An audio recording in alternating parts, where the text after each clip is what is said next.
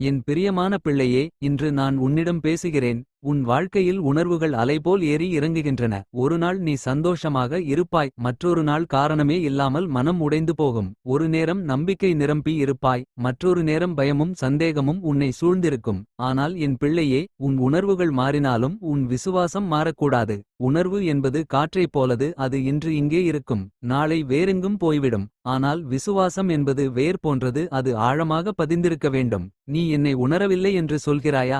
அதனால் நான் உன்னை விட்டுவிட்டேன் என்று அர்த்தமில்லை. மேகம் சூரியனை மறைத்தாலும் சூரியன் மறைந்துவிடுவதில்லை. அதேபோல் உன் மனக்குழப்பம் என்னை மறைத்தாலும் நான் உன்னோடு இருப்பதை நிறுத்த மாட்டேன். நீ ஜெபிக்கும் போது சில நேரம் உனக்கு வெறுமைதான் தோன்றலாம். ஆனால் வெறுமை என்பது என் இல்லாமை அல்ல, அது உன் விசுவாசத்தை வலுப்படுத்தும் காலம். நினைவில் கொள், உணர்ச்சிகள் உன்னை வழிநடத்தக் கூடாது. விசுவாசம்தான் உன்னை வழிநடத்த வேண்டும். உணர்வு சொல்வது இது முடியாது, கடினம், தேவன் கேட்கவில்லை.